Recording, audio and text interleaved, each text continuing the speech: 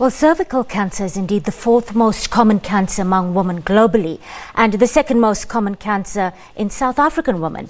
Now, only half of South African women are screened for cervical cancer at recommended intervals.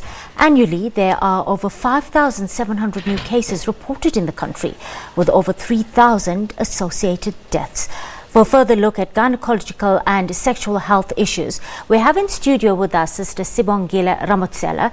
She's the Cervical Cancer Project Manager at Right to Care. Good afternoon, Sister, and thank you so much for sharing your time with us on the SABC News Desk. Good afternoon.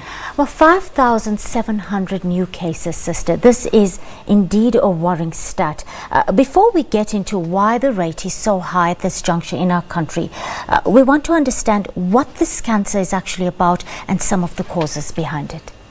Cervical cancer is the cancer of the cervix. The cervix is the mouth of the uterus. Uterus has got parts, so the beginning of the uterus, where after the vagina, that's where the beginning of the uterus is. So cervical cancer is it's the cancer that affects the mouth. Others, they're calling it the womb. Usually it's caused by the HPV, which stands for human papilloma virus. The HPV has got different types, more than hundreds. It's divided into two. There's a high-risk HPV, there's a low-risk HPV. So the high-risk HPV is the one that is more common in causing cervical cancer.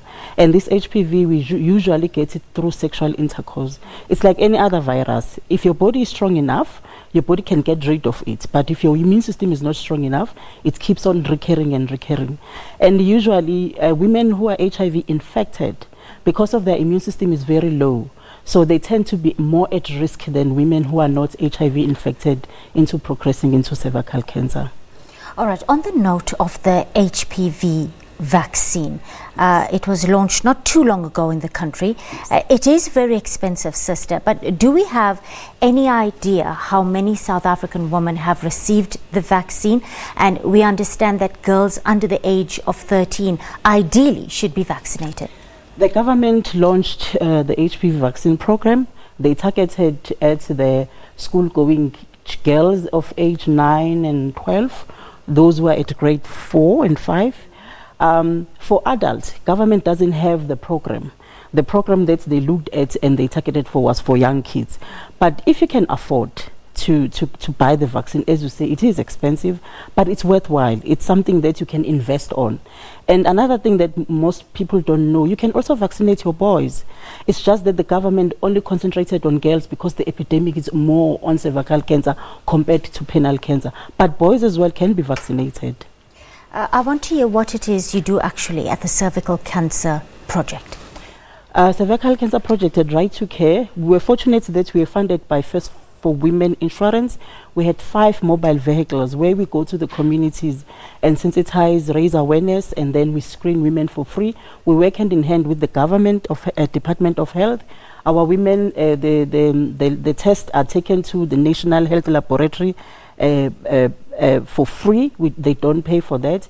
And then we also have, because screening alone will never help to prevent cervical cancer, we also have set some facilities where we offer pre-cancer treatment, which we call the LEDs, where we remove the abnormal cells before they can progress to becoming cancer. We're also funded by Bristol Mayor Squibb Secure the Future Foundation, where we are also having mobile van here at Helen Joseph, but it services the community of Deep Slot area. We also have one mobile van in Mpumalanga. It services the Bushbuck Ridge area, also in KZN at Escort and Ladysmith. So with these mobile clinics, we go to the hard-to-reach sites where we go and we organize women, we educate women, we offer the services. We also collect our data using electronic system. Then we are able to track their results. When their results are abnormal and they need to be done further tests, we call them back. And then we also have a project doctors who make sure that these diagnostic tests are done. We also have a relationship with the Grace Hospital at Pietermaritzburg, where we refer our patients. We monitor our patients very closely. Recently, we've started the palliative care project, where we're starting the the support groups for all the women who have been diagnosed with cervical cancer. Sister, I want to hear what the response has been like from women and young girls in areas where the mobile clinics have rolled out in.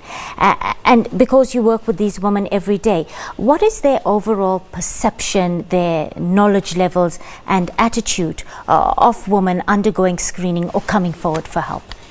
I will make an example with KZN because it's a rural area. Yes. When we started 2 years ago. Initially, it was very low. The intake was very low. Women didn't understand. But with constant education and constant exposure, we even have pictures that we show the women that your cervix, if it's normal, it looks like this.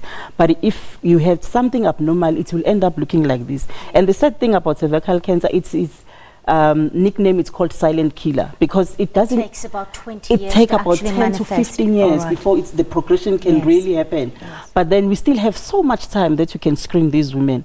So unfortunately, when you start to have these signs and symptoms, usually it's late. You already have cancer. But if you come to screening, even if you don't have any signs, it's much better for the patient. So in KZN now, I must tell you, last month we had an event at Escort and Ewembisi. We screened 300 women in 2 days. Yes. So it shows that women are now educated because we go to the rural areas, we talk their language, because that's another barrier. Yes. The language, usually the IEC material that is distributed is written in English. And women who usually in rural areas, they can't read, they can't write. I want to hear who actually qualifies for the screening and why does age matter when it comes to such screening and early diagnosis or detection? As per government program, you can start screening at age of 30. If you are not HIV infected. It's two different groups. As I said, if you are HIV infected, the progress is much faster than the women who's not HIV infected. If you are 30 years and above, HIV negative, you can come for screening. And if your results are negative, everything is fine. As per government program, you need to come back after 10 years. The reason why 10 years gap, we said earlier, remember, it takes about 10 to 15 years for the cancer to progress from being infected with HPV to the time that you can develop cancer. But if you're HIV infected and you are sexually active, remember we said HPV, we get it through sexual intercourse, irrespective of age. As long as you are sexually active, you need to come for screening. Because some people, they will say, I only had sex once in my life. Do I really need to come for screening? It doesn't matter. As long as you've been sexually active, you need to come for cervical cancer screening. And it's the cancer that can be prevented. Just take us through the different kinds of screening processes or techniques you will offer at the clinics. And I know a pap smear is one of those. How regularly should one ideally be having a pap smear? Is it annually, biannually? Like I said, you're HIV positive, the day you tested positive, you've never done a pap smear, get tested.